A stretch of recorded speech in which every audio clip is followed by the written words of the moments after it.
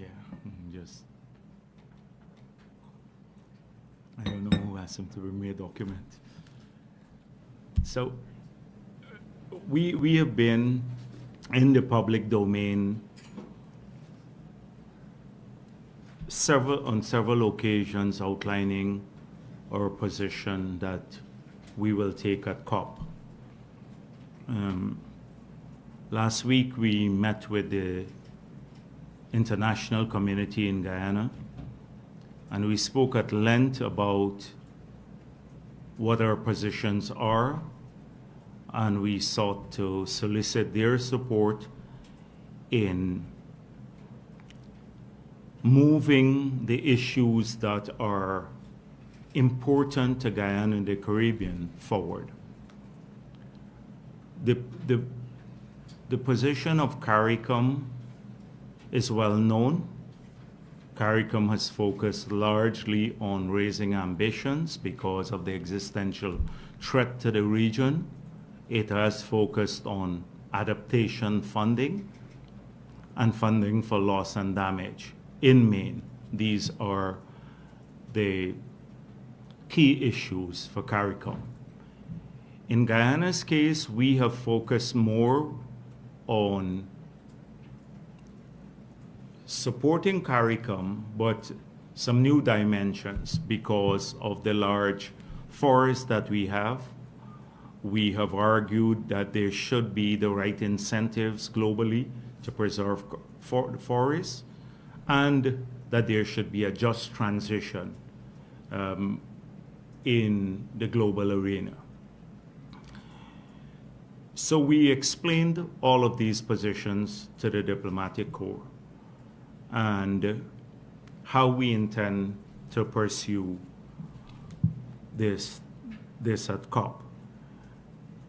We also gave an extensive outline of the low carbon development strategy and the benefits that the low carbon development strategy and the funds earned through that strategy will bring to indigenous communities and the country as a whole. So just to repeat a bit of what I've already spoken of, that the first tranche of the sale of 30% of our forest carbon, which yielded 750 million at a minimum, and we say at a minimum because if it's traded in secondary markets, we share 60% of the upside.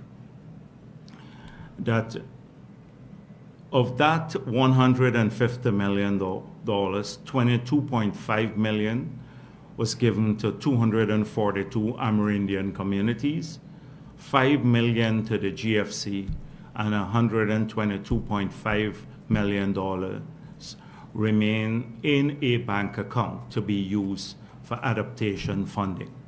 We have already isolated several or developed several projects, largely to manage water and to both from the sea and from flooding, and these will be implemented shortly. Of the 242, the $22.5 million that were given to the Amerindian communities, we now have 500 projects on the implementation funded from this source. And all 242 Amerindian villages have submitted their village sustainability plan. You would recall that to get a buy-in at the village level, when we met with the two shows, we insisted that they would have to have the minutes of the meeting held at the village to approve the plan, along with an attendance record of the participants in the village, the villagers, to show a buy-in at the level of the village, consistent with the principle of free, prior, informed consent. And that the projects must be carefully monitored. So we have a finance and monitoring committee in each village. But these projects, I must say, are making a huge difference to the 500 projects to these villages, and they're implemented by the villagers themselves, by the leadership in the village, and it's lending a lot to building capacity for managing funds at the villages. And this is just the first tranche. So we've had great success in intermediating these funds quickly.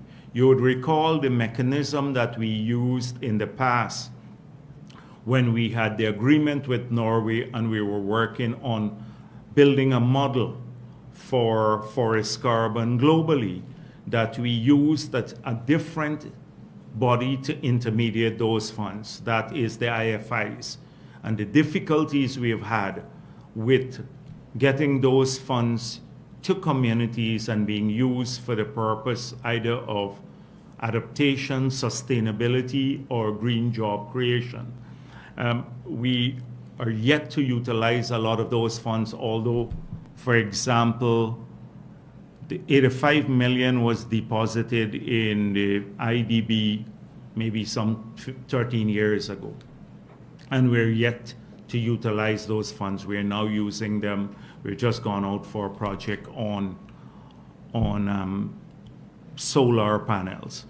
So our argument to the international community is that you just can't have funding for these initiatives, but you have to pay attention to the mechanism for getting the funds to the recipients, that it is a mechanism fit for purpose, and that it should lend to building capacity in communities themselves. And we have demonstrated this through this arrangement now, because we have changed that mechanism.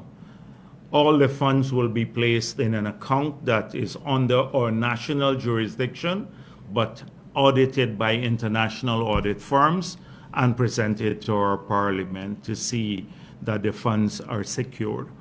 So we've changed the model a bit, and because of that change in the model, we have had 500 projects in 1 year under implementation, when it took us sometimes 2 or 3 projects from the international community 13 years to get implemented.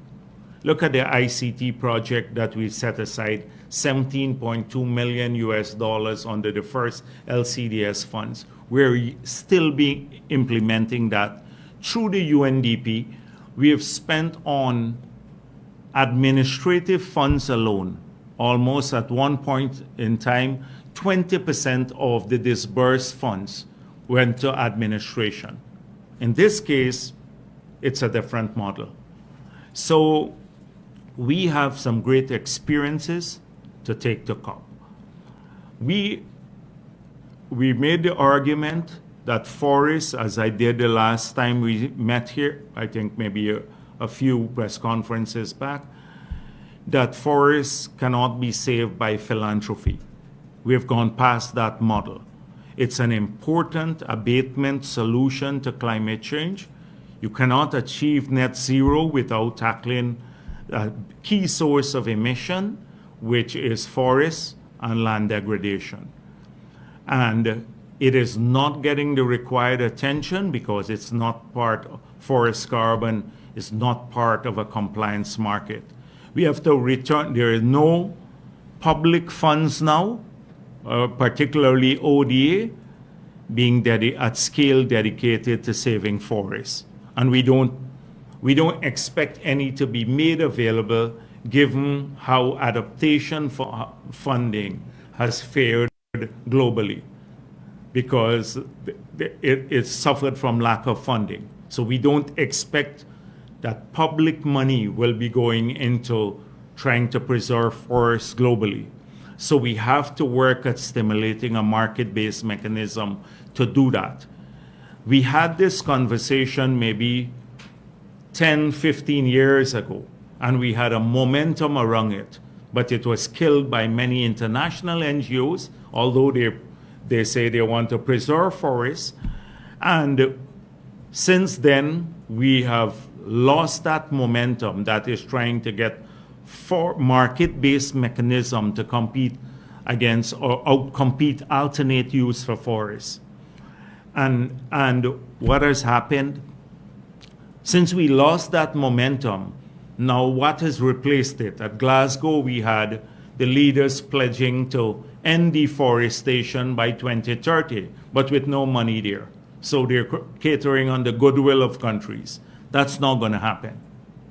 We made it clear that forest carbon has additional benefits, the biodiversity, ecosystem benefits, and yet there is no market for it. There is no financial incentive for forest carbon, but there are great incentives for other types of carbon in the compliance markets globally, traded closely to 80 euros now per ton in the EU ETS.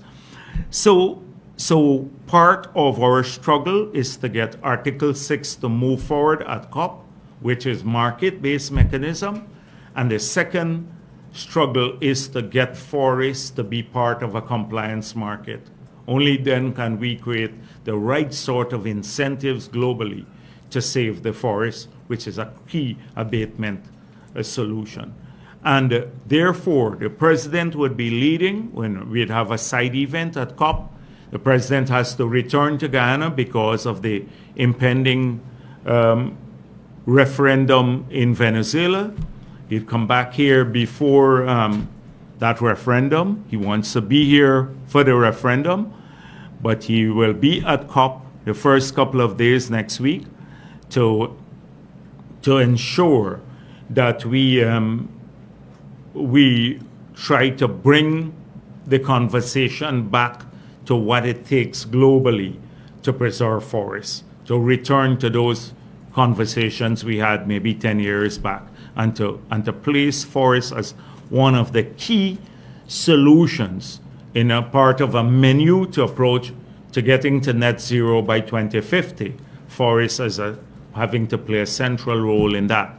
You've heard also our approach that in part of the just transition that we argued for, that if you do what some NGOs want, and some have been calling for, including from the UN, that is to ban new investments in fossil fuel production, you will retain a monopoly for the existing producers, and countries like Guyana, Suriname, maybe in Africa, they would never be able to develop their resources in this sector.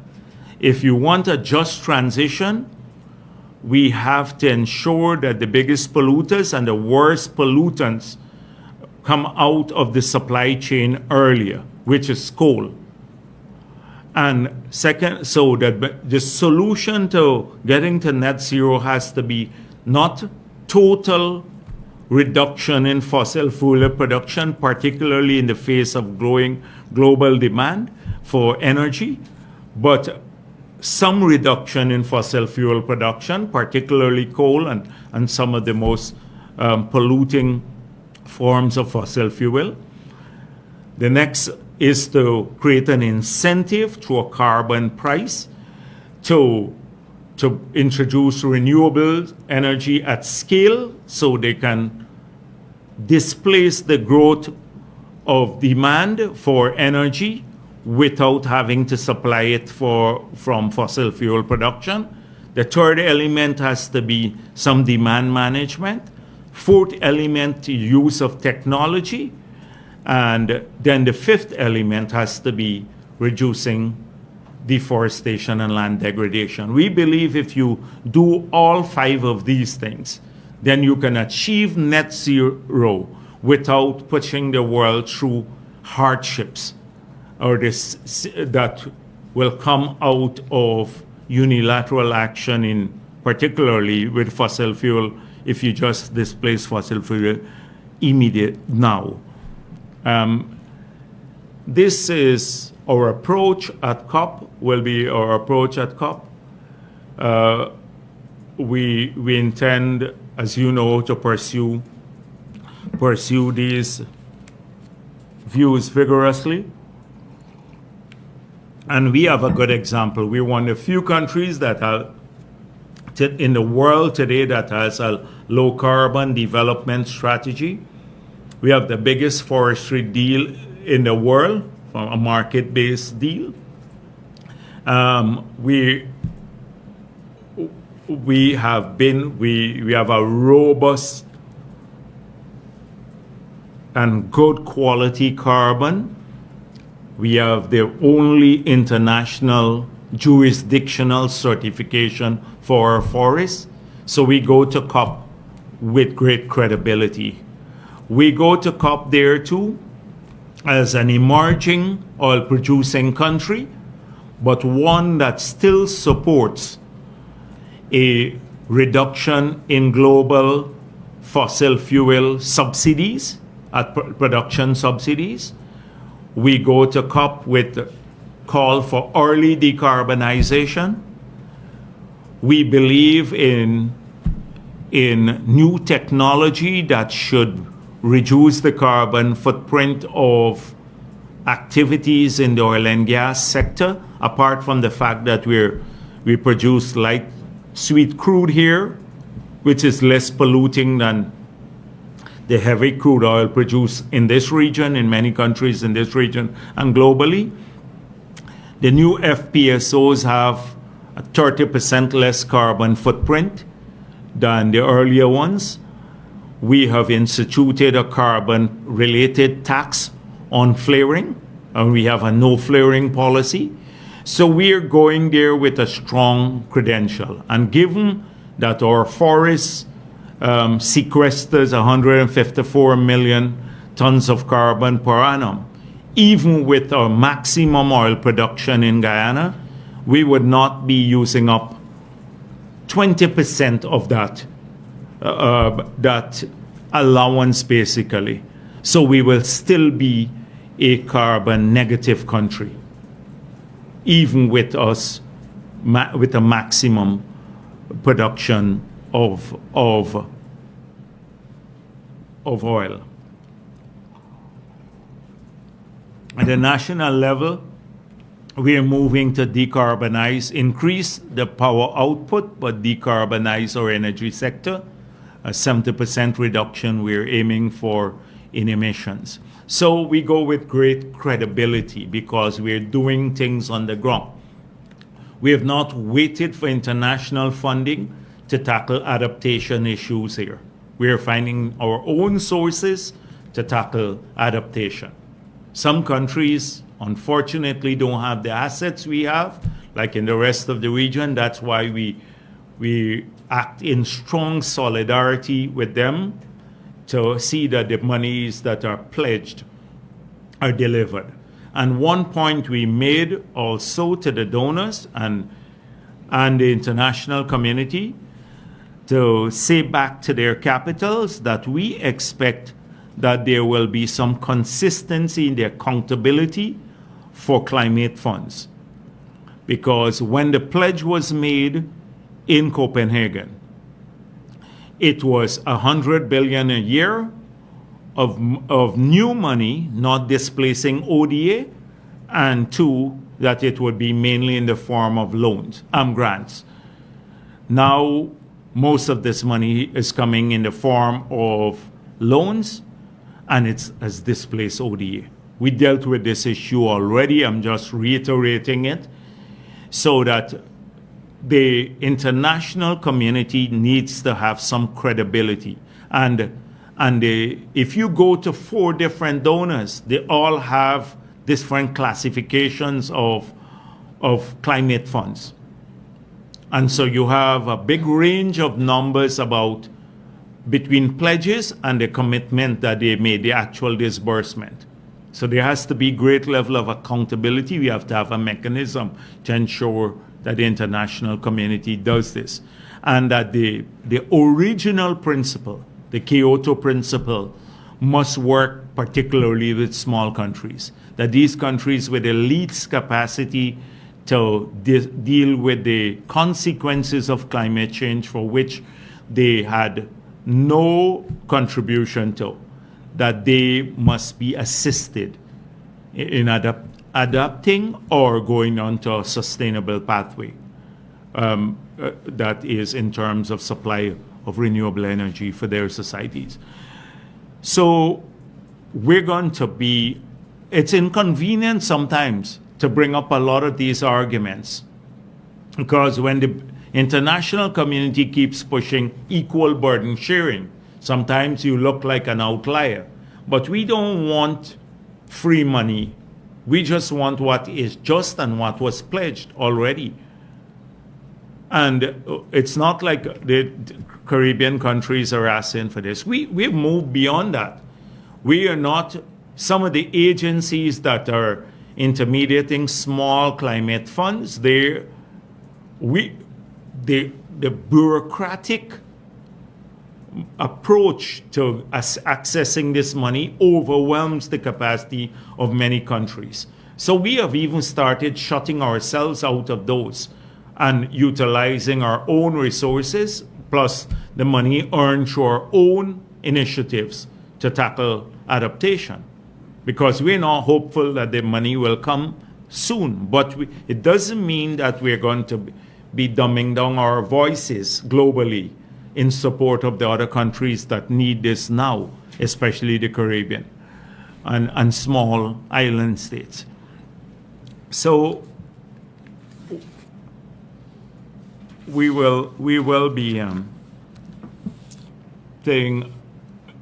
focusing on some of these issues at COP.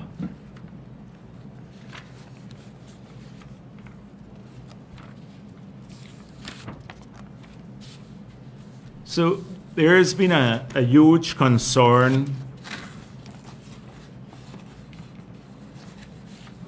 in our country, given Venezuela's aggressive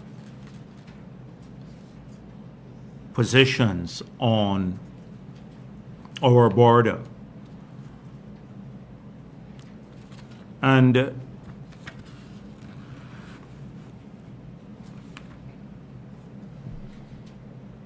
their entire campaign, historically, but more recently, has been based on misinformation and lies. It boggles my mind that seemingly sensible people would choose to be so ignorant about historical facts. Facts that are well documented. It's either they have chosen to be ignorant, as I said before, or are conveniently using the misinterpretation to serve a political aim. And personally, I believe it is a combination of the two.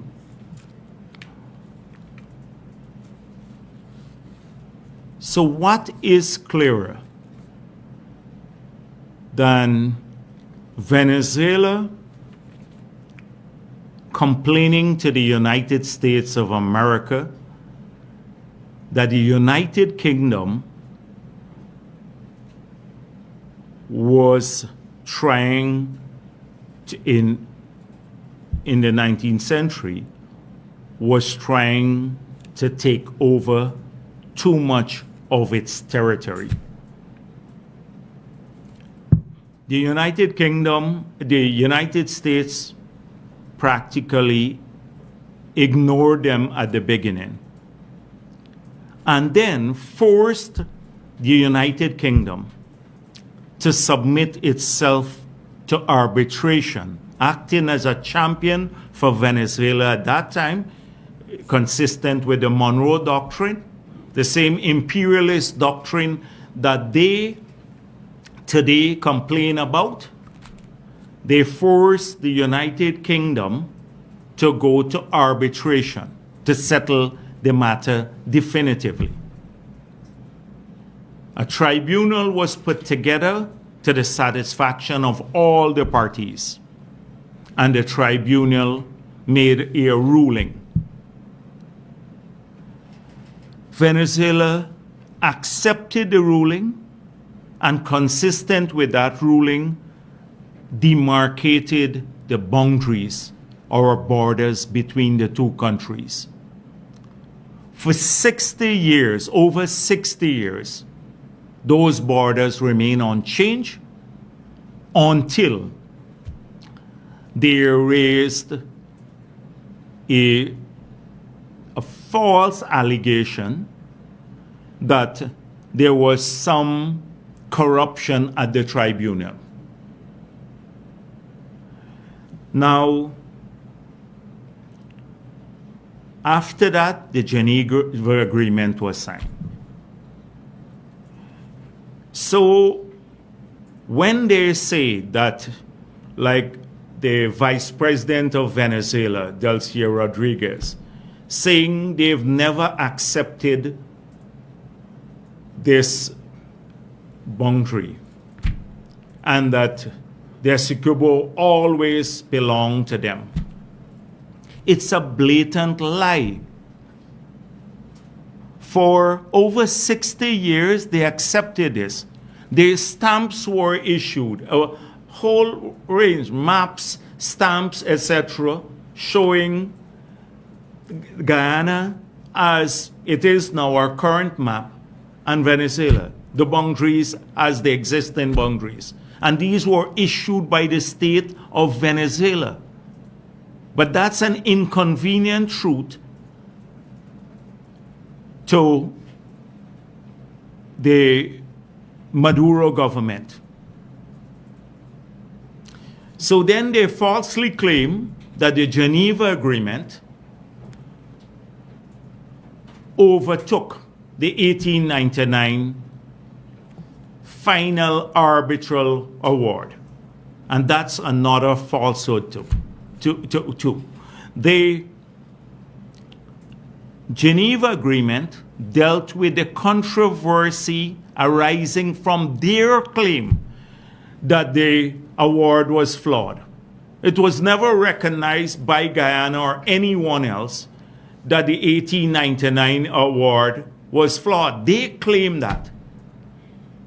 And that is what was supposed, the controversy arising from their claim that the 1899 award was flawed, should have been dealt with through the good offices process that we explored for a very long time, decades.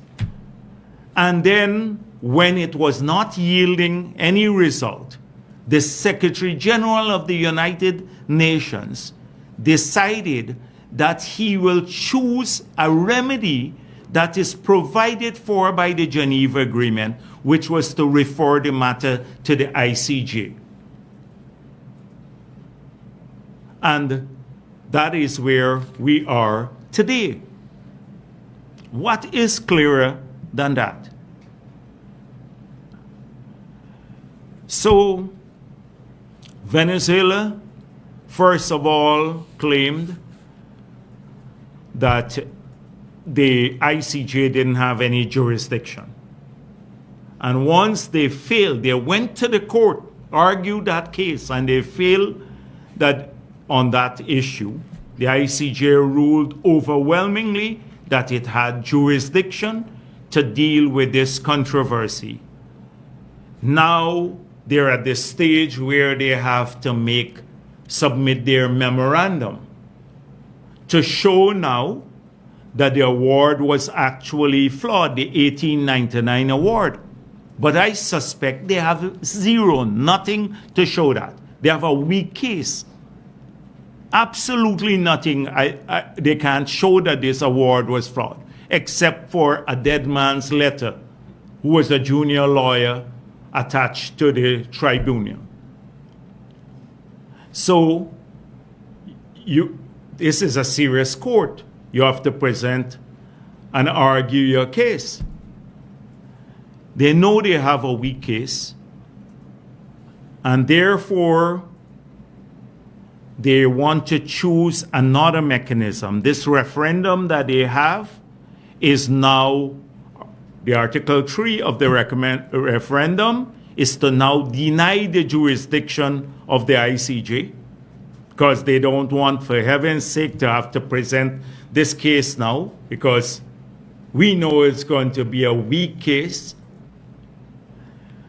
And then two, to have another means outside of this peaceful means provided for by the Geneva Agreement to resolve the controversy definitively.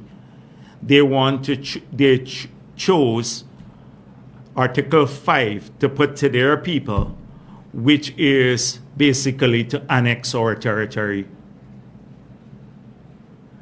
So a measure that is aggressive and not peaceful. So Guyana has always been in favor of a peaceful solution to this controversy. We've acted as good neighbors with Venezuela. We've acted in consort with the international community. We have the solidarity of the world on this issue. The CARICOM, the Commonwealth, the OAS, including the two parties that were the main parties at the tribunal when it was set up, the United States of America and the United Kingdom. Both have said that the 1899 award is, and the results there, the award was final. So who I see calls about peace in the region? We've never threatened the peace. Venezuela has been an aggressive country threatening peace. They like to politically blame imperialism and everything else for their woes. They would blame the United States of America, and I think it's part of campaigning and showing up their base to have an outside foe to fight against so you can mobilize your base. But we have never threatened any country. Venezuela has threatened our border. They've threatened to annex our territory. They've threatened to leave the peaceful means of settling this border issue, which is the ICJ, which is in most civilized countries and in a civilized world, that's what people do. They've chosen unilaterally to repudiate the 1899 award. And then try to paint themselves as victims. Oh, Guyana, falsely that Guyana is setting up an American base to invade them. They keep telling everyone that.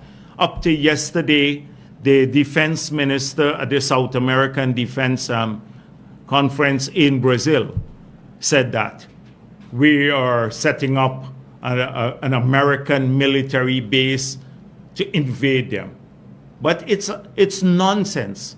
It's nonsense. They've always done that to create this victimhood at home. Now, I believe this campaign is also political. I've seen the vile rhetoric from Delcia Rodriguez. Vile rhetoric. Calling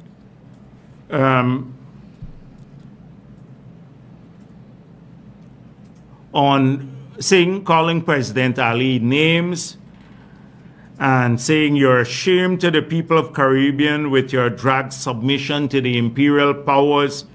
We're not afraid of him ever. We're sons and daughters of Simon Bolivar and the libertarian sword.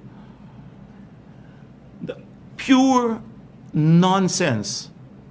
And I think Delcia Rodriguez cannot speak with such certainty when you talk about providing food for people or jobs for them, because you have thousands of people fleeing their country. So this gives them a beautiful platform to campaign ahead of the elections that they have in Venezuela. So hoping to maybe mobilize support around a seemingly national issue. But they can't say that with the same sort of flourish that she does this and a flair when she speaks about these matters. And it's all rhetoric. Simon Bolivar was fighting against major imperial powers, not trying to bully a smaller country. Simon Bolivar, they claim they're proponents and defenders of Simon Bolivar.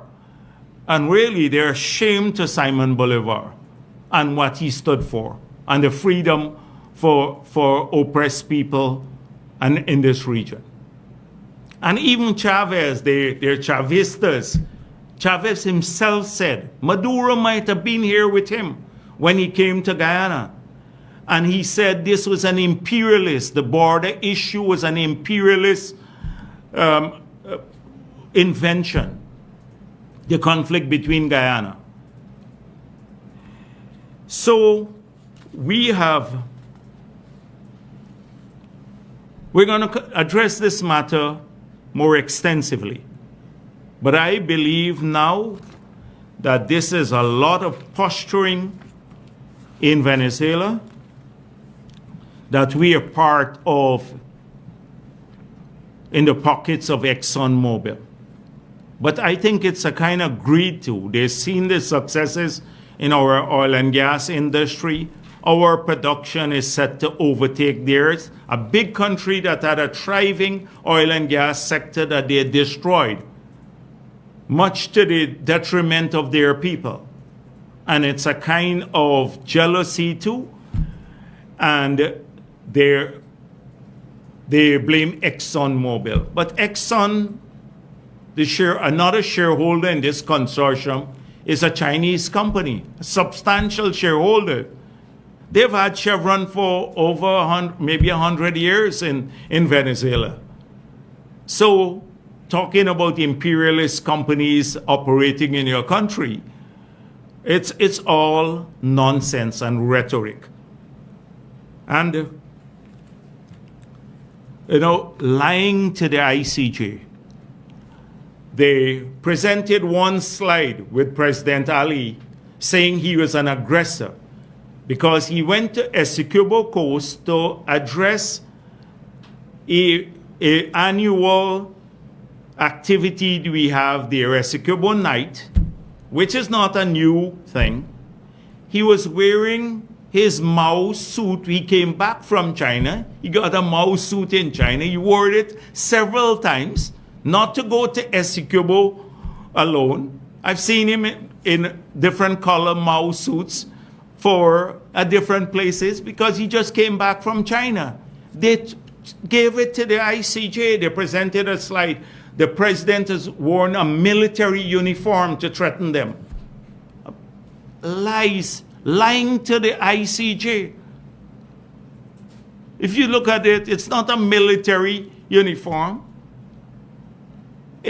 Secondly, she's lied to the ICJ again about the mistreatment of Venezuelans. Look at the reports coming out of the UN. I don't want to, on the IOM, about treatment of Venezuelans here.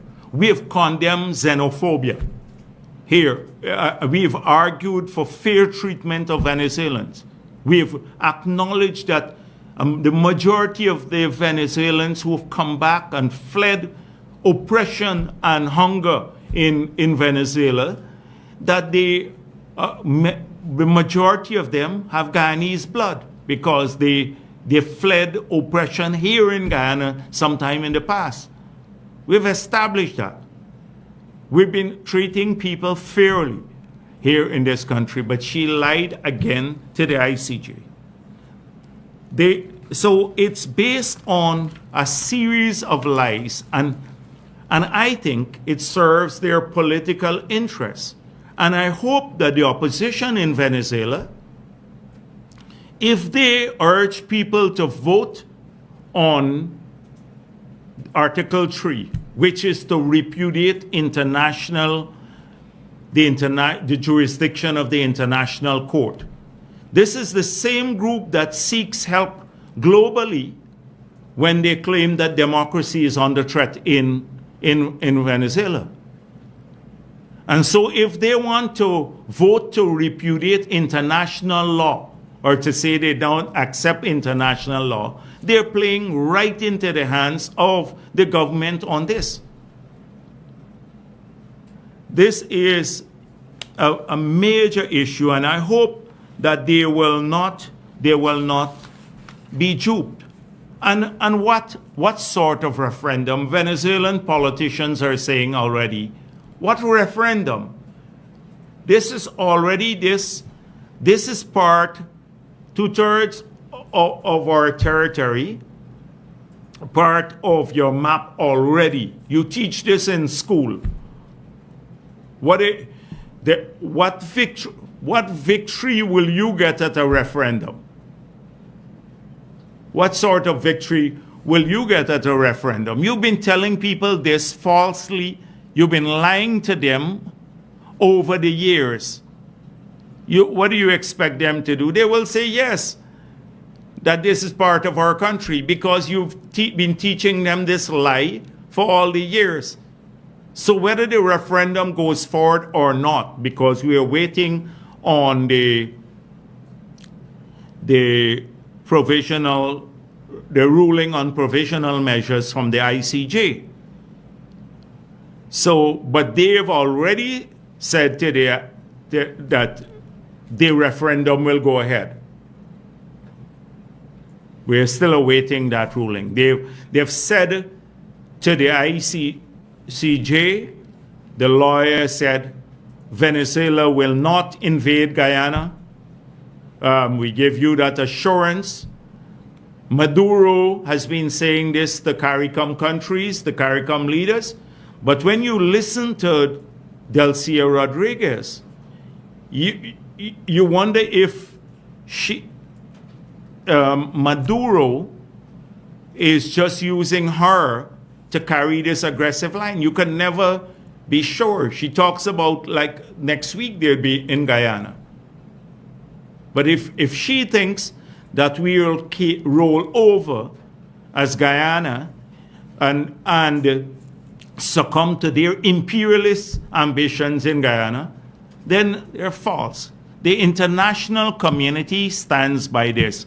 I don't know if they're miscalculating based on what happened in Crimea and the other places, but it would be a grave miscalculation on their part. Now, we've never been interested in having military bases here, but we have to protect our national interests. And so at the diplomatic level, through the ICJ, we have been working openly because we are a law-abiding country. We're a democratic country. Can't say the same thing about Venezuela. And we will continue to do so. And we are interested in maintaining peace in our country and on our borders. But we are going to be working with our allies to ensure that we plan for all eventualities. And I know that we're going to be working on greater defense cooperation with a number of countries. We would have from the U.S. Department of Defense next week 2 visits to Guyana by 2 teams, and then several other visits in the month of December, and high-level presence representation from the Department of Defense here. We are not going to succumb to Venezuela's bullyism. They can do it. People say to us, oh, they're doing this because of the internal politics, etc. We can't just think that this is internal politics without taking all possible measures to protect our country, including working with others. And all the options available to us to defend our country will be pursued. every option. We're not an aggressive power, as has been demonstrated by our track record. We're a small country. We put a lot of our faith in international law and diplomacy, and we have had great successes in this regard. But we have to ensure that we also protect our country against the lies and the campaign of misinformation peddled by Venezuela. They just, every part of the world, you would think that the 1899 tribunal never existed. And no matter how much we push, then they still carry that on. Now nationally, I think we should, whilst we have to approach this matter seriously, and we have to allay the fears of many of our people, we can't be paranoid too. And we must not spread rumors and see that they're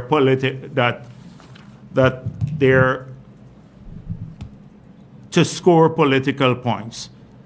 Now, we have seen, again, in spite of the explanations I gave last week, not wanting to make that issue a political issue about what was offered to Venezuela in the past. This claim that I offered a channel to the Atlantic. Last press conference, we saw where the claim came from. It was under Desmond Hoyt. Mr. Scotland, as part of the good officers process, discussed this. It doesn't undermine our case at the ICJ. It didn't repudiate the 1899 award. But on last Sunday's program with Marvin Williams, he repeated it. That was just Sunday last on Nation Watch. He repeated the claim that I made this offer again. And then, I play for you what Cathy Hughes said 2 days ago. We got to be worried because the Vice President himself, and you all see him on the little TikTok clips, the Vice President himself was giving Venezuela a channel, he called it. This is Cathy Hughes. Now, she's a leader of the AFC. They say one thing nationally, and I must say that Mr. Norton stayed away from this when he was interviewed by that Marvin Williams. He stayed away from all of this nonsense. But he could have easily, because he knew otherwise to say that's not true. Jagdeo didn't promise that. And now Cathy Hughes went to the people in Linden. She was upset because he had a public meeting and 3 persons turned up. So that is her saying that I promised them again. This is the rumor mongering among people who are willing, because they hate the PPP or maybe me so much, that they're prepared to compromise even more our border. And from someone, a lowlife like Cathy Hughes, who just came out, who used to award contracts to herself, to her own company in her own ministry when she was minister. And she would never sue me for that because we have all the evidence of this. She would never sue me for that because it was true. But they're playing games at this. Now, we have heard all sorts of rumors that there's an exodus from Region 2 and Region 1. Before I came here, I called, Darren Wade said the ferries are overbooked. They're full, the people are fleeing Region 1. Darren Wade never knows about these ferries. This ferry is always overbooked. If you go online, people complain all the time that they can't get a space on the Northwest Ferry. Secondly, I called Edghill. He said the transport department, the traffic department said we have not seen anything unusual. Edghill said to me, civil aviation has reported We don't have any unusual activities in terms of flight and traffic pattern. But they spread this rumor in our own country. Sometimes we spread rumors about what the Venezuelans are saying, and we wouldn't take the same effort to just go and post on when they spread their vile lies that Escubo belongs to us. Stop talking nonsense. Go and read the 1899 award. But we will spread the Venezuelan rumors more than we are prepared to defend our country. And it's not that people don't know. They know. We've had not one campaign. We've had several campaigns historically, starting from Burnham, almost every president. When I was president, we had brochures, we had everything else going out, talking to school. People know that this matter was settled definitively. They have the info, they can just post that. Instead, they spread the rumors. So we must not help here, locally, to raise anxiety in our people. Now, Venezuela, you have some wild people now, like this Delcia Rodriguez, wild people in Venezuela, and you can't put it past them to do anything. But we must not get into a state of panic and start feeding on ourselves. We are working strongly in the international community. We have friends everywhere. They're isolated. Nobody supports them for this action. Nobody supports them for the referendum or any action or aggression against Guyana. They're isolated on this matter. We're not the ones isolated. And so we need to ensure that nationally we really practice what we preach, not this sniping all the time. Obviously, Cathy Hughes thought she was doing this in Linden, and then could spread the lie there. A total lie. They know it's a lie, and try to undermine what we are hoping to achieve at the national level. I will just deal with maybe a couple of other matters. The president, I see this issue being raised again, and I said at an earlier press conference that the money that was given out to the public servants, that is from the cost of living adjustment fund, that wages and salaries have not been announced, for increases have not been announced for this year. The president shall do so, and that it will be retroactive. It has not been done. So people don't need to spread rumors about this matter. At some point in time, the president will announce it, and then it will be retroactive from January 1. There is a salary increase for 2023 to be announced. Next, we saw this fact-finding mission. Again, as you've seen yourselves, we are vindicated in not meeting with this group. That the group seemed to have had an agenda. I explored that at length last week about the agenda and connection with people like Burke and others who they're denying contact with, but they could not deny the contact with the opposition and being chaperoned by Roysdale Ford and the others. A fact-finding mission on the country being led or taken around by the opposition. And the fact of the matter that there are 3 consultations, one at Critchlow with Lincoln Lewis gang there, one in New Amsterdam up in the chamber. Although it was supposed to be a town hall meeting, they shifted it upstairs in the chamber. And then in Linden again, where they wanted to give a PPP representative 1 minute to speak. 1 minute to speak. That it's clear now they were not here to fact find. They're here as part of the politics of the country. And I'm so pleased that our people on the ground with great deal of credibility, debunk everything that they've said and demonstrated this.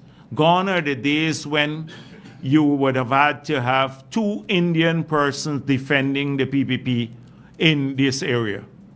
Our teams were mixed and mainly Afro-Guyanese who live in these communities. They were not flown into the communities. They live the communities. They know the issues.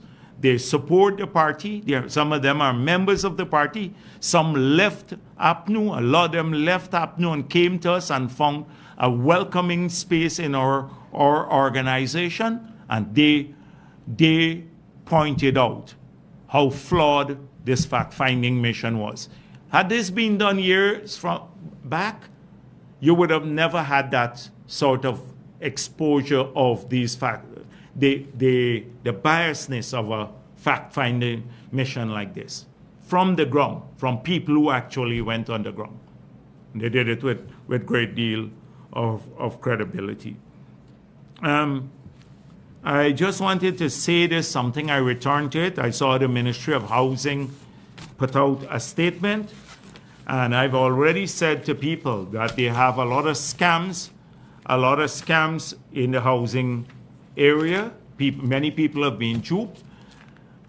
Some of it by outsiders, but as the housing ministry said, any information people have about scammers there, you should just go report it to the police. Don't even go to the ministry. Carry it to the police and put it on social media. Of course, you don't want people to sue you, but if you're sure about it, put it on the social media. If you're sure about it. We don't have a problem with that because we'd investigate it too. So, because we have a huge task there, which is major. Let me repeat once again, because people can get a house lot immediately in this area if they had made an application before the year 2019.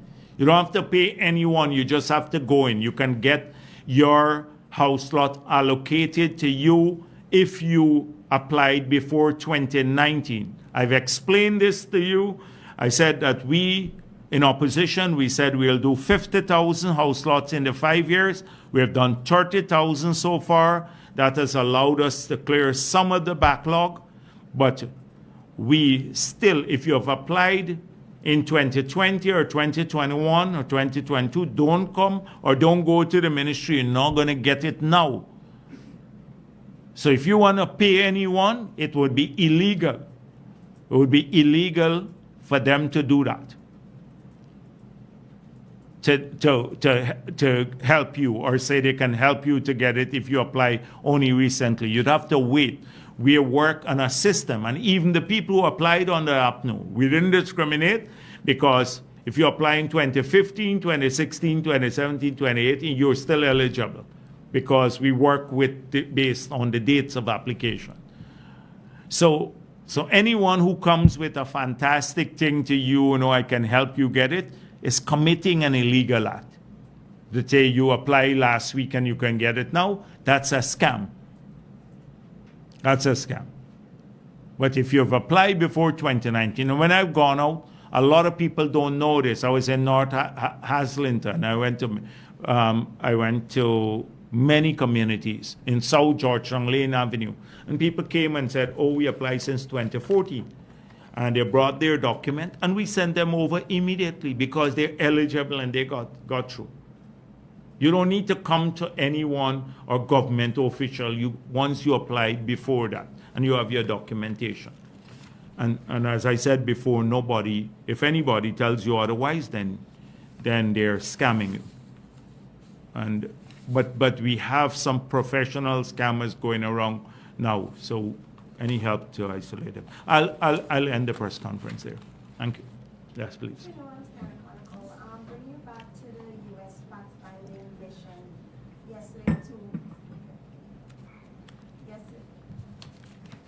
yesterday two APNU operatives held a press conference, and Leon Saul, I think his name was, said that he can cite several cases where the government had discriminated when it comes to developmental works. However, when pressed, he couldn't actually prove this. Yeah. And they also said that they work with the U.S. delegation, but then distanced themselves when asked how they worked with them. Can you speak on this? Isn't this Leon Saul, the guy who was at the Ministry of Housing? Was he at the Ministry of Housing under APNU? I think he was ex-Army and he was at the Ministry of Housing when we had all of those. In that period, they didn't develop a single house lot up to 2018. And then after the no confidence motion, they illegally spent some money and did about 3,000 lots, but they didn't put in any infrastructure, just grade down the place. That's his track record. So I could show you that since we got into office, maybe 40, 50%, I don't know the exact, but at least that of Afro-Guyanese have benefited from house lots, over 10,000. In their entire period, they did 3,000 house lots. So when you talk about this is the same guy who would not, when you talk about housing and land allocation, I've dealt with that already. Just the APNU politicians and their families got large tracts of land. And no ordinary people didn't get. Tell him to go to Linden and talk about that, the Leon Saul and the others. But this is not new rhetoric. This is old, worn, same set of people over and over, old rhetoric. Nobody pays attention to them anymore. They didn't want Afro-Guyanese to apply for scholarships. Now we have 21,000 people studying online. They can only lie to people. Leon Saul can go to Linden and hold a conference on discrimination and get more than 10 people, except if they bring the APNU people there. But they will go and bring in a delegation from Georgia and some Texas and somewhere else because they can lie to them. They don't live here. And when they bring them here, they surround them with these people, as we've seen here, who just give them one side of the story, never allow the other side of the story to come, as I just explained.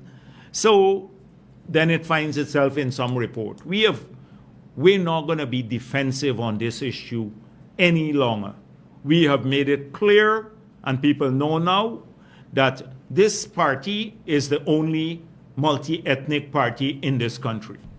It's demonstrated this over and over, again and every day we can demonstrate that. No other party can do that. No other party. The only multi-ethnic party with large numbers. We have more Afro-Guyanese supporters than the AFC total support. And they're supposed to be multi-ethnic, than their total support. So we're not defensive on this matter anymore. Our policies are clear to be looked at by real independent groups.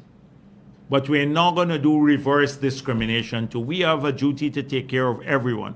The indigenous people, Afro-Guyanese, the sugar workers who were left out and treated badly by the last government, we are assisting them. If you ever try to help a sugar worker, look at Ramjatan or APNU in the parliament. They go berserk. They go crazy. Oh, we're putting money into sugar, etc. You know, the same people, Sharma Solomon, complained to the visiting delegation, the fact finders, that they had to protest for electricity in Linden. And he didn't say that for 23 years under the PPP before 2015, and now again, that every year we spent upwards of $2 billion to subsidize electricity in Linden. Their electricity rates in Linden are 1/10 of what everyone else in Guyana pay in Georgetown and Berbice, everywhere else. This guy, he complains about this, but he didn't say we get a preference here. And it was done retained under this big bad PPP government. That preference, he wouldn't say that. But the fact finders wouldn't know because they gave our people 1 minute to respond to all the allegations. Yeah, please.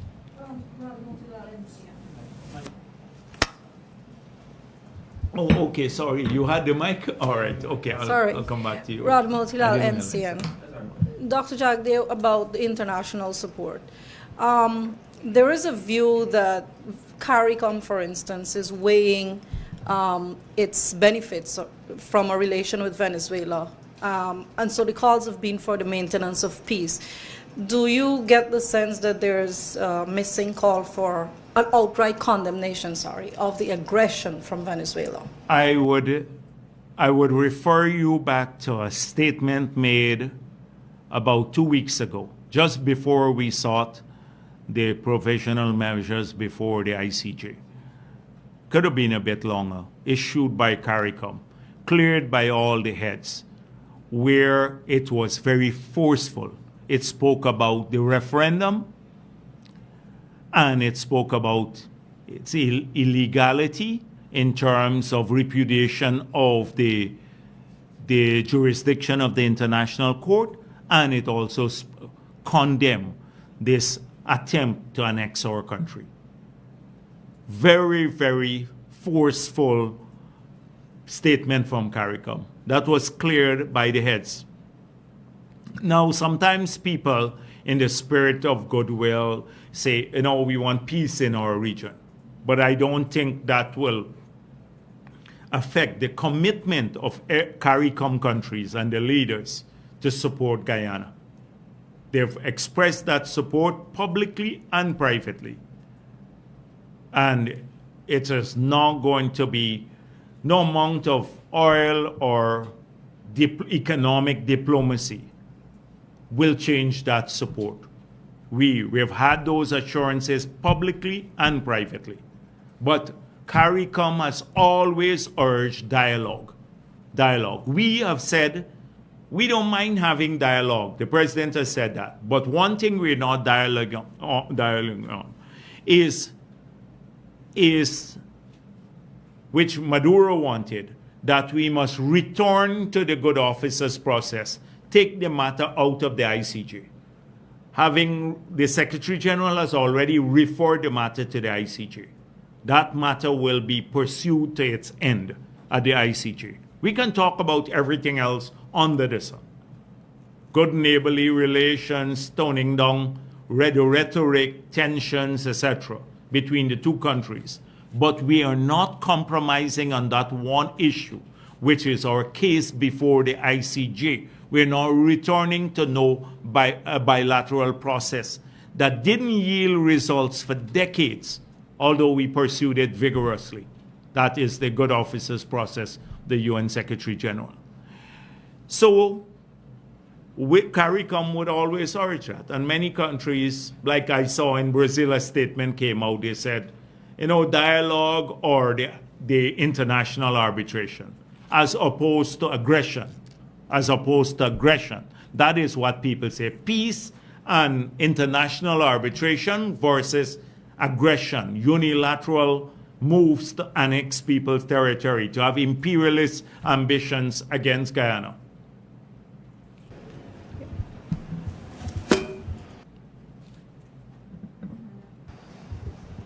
Rihanna, Kaicher News. Sorry again. All right, go after Rihanna. Yeah, give him, yes. All right. You spoke about the past the relations you had with Mr. Chavez and Maduro. And as you said before, Brazil has been pushing for dialogue, either dialogue or arbitration. Given your past friendly relations with Venezuela and their leaders, do you see any dialogue that you can have to quell the tensions that we're having right now? So it's not a personal thing. It is the country. We decided a long time ago that Venezuela will always be our neighbors. That we had our position on the border, which we are not compromising on, which is the finality of the 1899 award. But we still have to work together on improving people-to-people relationship, trade between our countries, generally to be supportive of each other as good neighbors. And it was that tone that we took with Chavez without compromising, and we were willing to take with any government. The same thing with Suriname. We do have a border issue with them, but we have had friendly relations with Suriname. You can go put these issues and beyond, and you don't have to heighten tensions surrounding this. So the dialogue now that we can have in the face of this, if it's political, that is their objective in Venezuela, and going out and make these flourishing speeches now that they can't make about the economy or freedom in Venezuela, but they can do on the border. It makes them sound very patriotic, and they beat their chests around their country and stuff like that. Then I suspect they will now want to have a dialogue that tones this down, because they're profiting from it politically, profiting from the heightened tensions domestically by distracting people from some of the problems that they face domestically, by saying we have a common external enemy, which is Guyana, and therefore nationally we must all get together. So I don't know what scope there would be now for toning down tensions, but we're always open. The president has said that. It's open to such a dialogue, but one thing will not be discussed. That is stopping the process before the ICJ. That is something we will not compromise on. All right, I Yes. have one more question. Guyana is one of the fastest growing countries in the world today, but the US dollar remains high. Do you, in your estimation, do you see it declining anytime soon? And given your economic background, do you have a prediction of when we will be able to pay off our debts?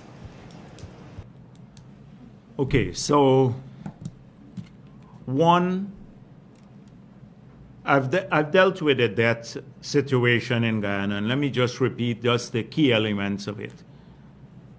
There was a time when our debt was 9 times the size of our economy. Before oil, in 2015, when we left office, it was 45% of GDP, from 900%. Today, it's about 22% of GDP, one of the lowest figures in the world.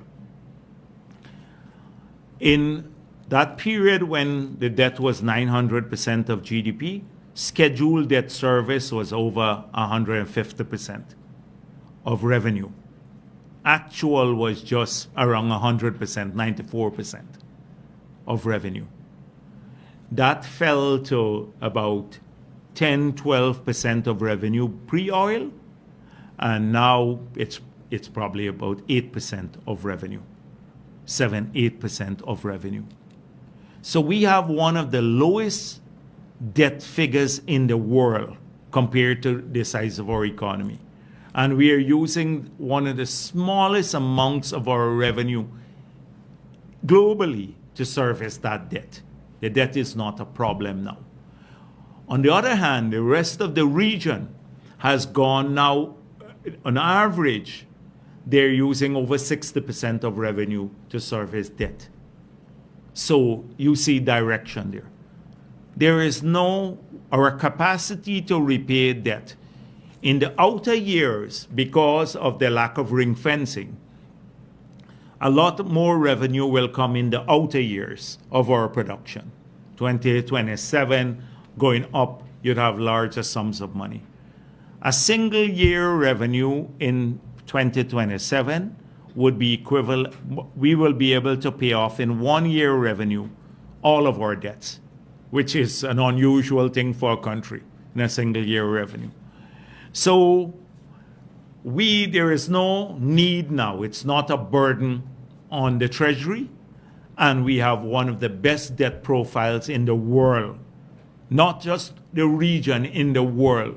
One of the best debt profiles. You talk to other countries that are struggling.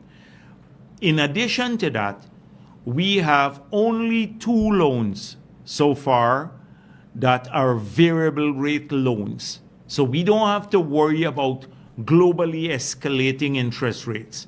And they're both to multilateral institutions.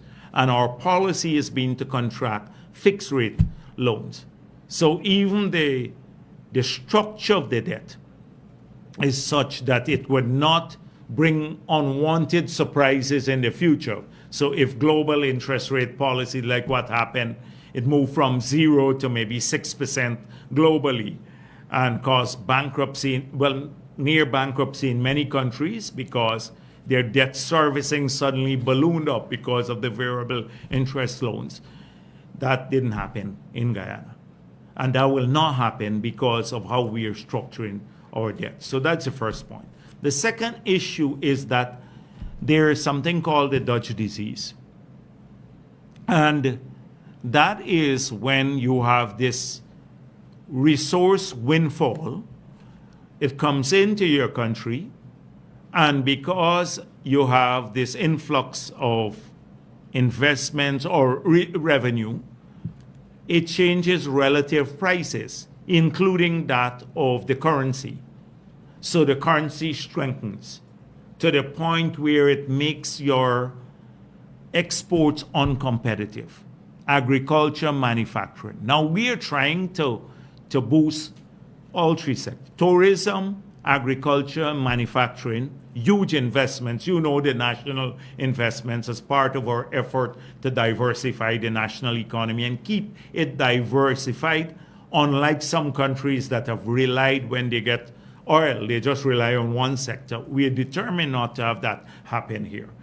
So we're not interested in a strengthening of the US dollar now because it will harm your economy immeasurably. And that is the Dutch disease.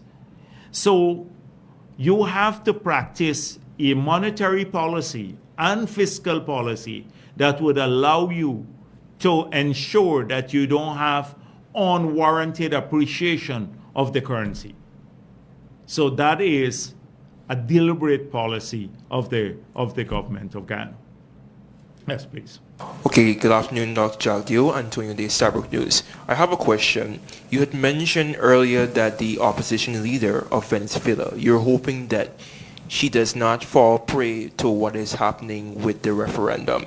But just to bring to your attention, last night the Jamaica Observer reported that Venezuela, according to the report, is that the opposition leader is lobbying. Yes, I'm aware of what they're saying, but I'm saying that these are the people who are urging for, I believe, their part because they're worried about it being claimed they're not supporting a national referendum, that they're urging people to support a clause in the referendum, or particularly the one about ICJ, that repudiates international law. And they're the ones going around, the same opposition.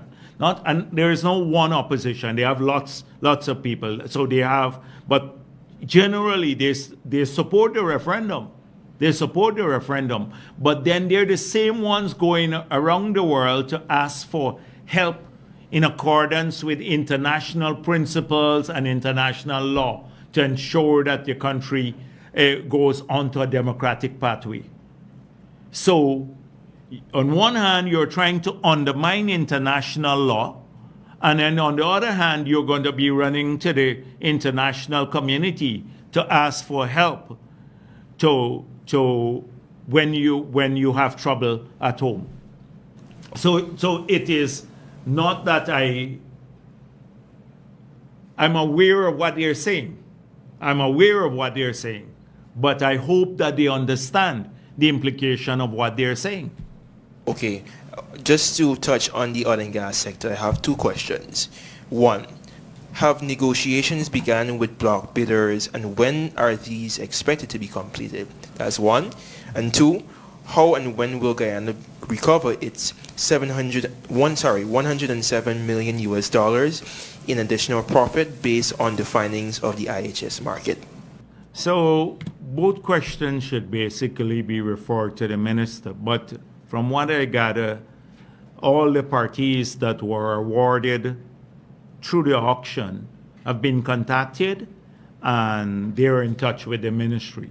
I can't tell you how far the negotiations or the discussions have advanced because I don't get into the day-to-day issues. But as I pointed out to you, once those are completed, they will have to go, a paper would have to go to the cabinet to say, here is our report of the negotiations, and we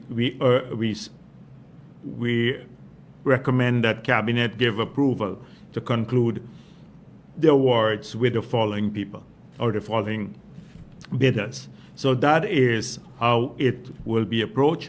The other issue, we have to go forward based on the remedies provided for in the PSA, which is an export, I think, and then possibly arbitration. But the remedies are outlined in the PSA and could ultimately lead to arbitration. Yes. Yeah, yes, please, yes, go ahead. Yes. So, Vice President, could you just elaborate a bit more on what steps Guyana will take to protect itself in the aftermath of the referendum? Say, for example, if Venezuela failed to abide by the provisional measures, should they be handed down by the ICJ? And secondly, sir, what would you say to Guyanese who are of the opinion that Guyana has not done enough to boost its military capability and capacity since the production of oil, and we've had all these resources? Yeah, so first of all, I see this issue about, so let me deal with the latter question first. The Army has grown in Guyana's case, tremendously. I had cause, I saw from the opposition, some people saying we should build up our defense capability more. Our budget, the budget to the Army, I recall because I was Minister of Finance, the budget to the Army in 1990 was smaller than the salary of a single individual who was a consultant who was working in the foreign ministry. That was the capital budget of the Army. Go to the estimates of 1990. These are public documents, and you will see that. And then check. It's written up already because I said this before. I don't want to call the gentleman's name. He's passed. But see his salary, what it was. We have come from that period now, with the Army's budget growing by leaps and bounds. And that is in spite of the fact that we had to address this massive debt overhang, because we had to pay back over $2 billion of the debt. We got a significant amount restructured to and written off. So over the period, if you look at the growth in the Army's budget, it has been exponential, frankly speaking. We have recently started producing oil and gas. You said because we have had all of this money. So we've had all of this money. We recently started producing oil and gas. The fact of the matter is that we don't have a lot of money as yet. And I pointed out that in the 3 years, the first 2 years of the revenue was $650 million. And then this year, it's just about $1 billion coming into the budget. I pointed out that of that, the $1 billion coming into the budget this year, and that's practically all the money, which is 200 billion Guyana dollars, about $70 billion going to fund only 4 categories of social expenditure. Only 4 categories. We have since invested tens of millions of US dollars in capabilities. Each of those helicopters that we have now, I don't want to speak about this publicly, but cost us a significant amount of money. I saw they're spreading lies that some of the metal shark that we are buying is linked to some PPP people. It's not true. It was the U.S. Department of Defense that we spoke with. It's directly with the people. And we now, even with India, there's a line of credit for $100 million that we're pursuing additional vessels, not to fight war. Not to fight war. Our army was never built on fighting war or being aggressors. Defending our capability, defending our exclusive economic zone. That is what we are building a capability for. So people have to look at all of the efforts. I would say the Army has gotten more than its fair share of resources, given the constraints we have had in the past and in the recent time, even with the additional resources we've had, you've seen more and more dedicated to that effort. A lot of the defense of this country can't be open warfare with Venezuela. But that doesn't mean that's why we have to strengthen our diplomatic efforts, and they have been successful, and we have to work through defense cooperation with other countries. First of all, as a deterrent, because we don't want Venezuela to miscalculate, as a deterrent, and then if they do miscalculate, we have a combined capability of dealing with this issue.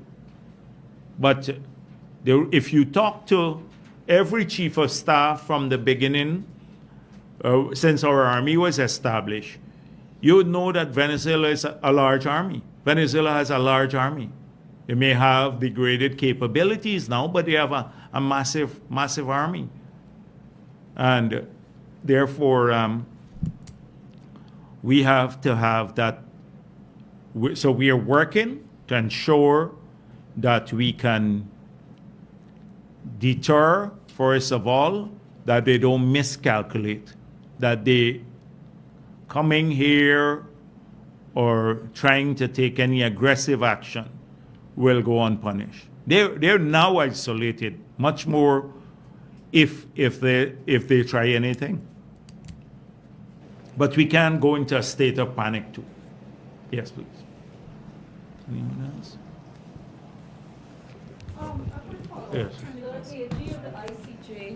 Yes, the Attorney General, in response to a question about Venezuela's refusal to recognize the court and accept the imminent ruling, said that this is a matter the Guyana government will have to address internationally. Could you say what exactly he might have been referring to?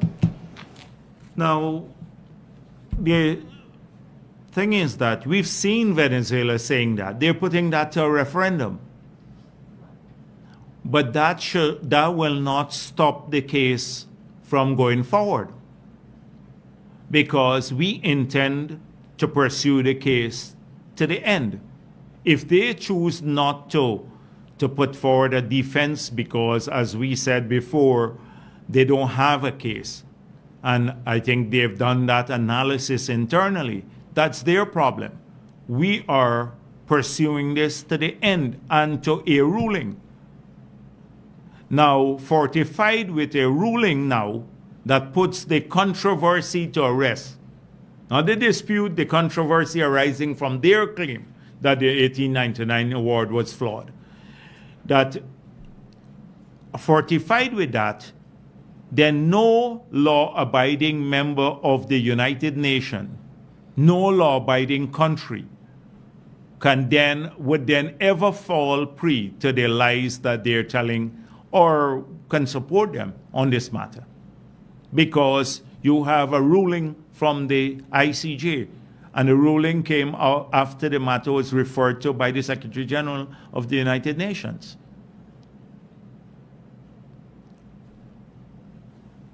Okay, thank you.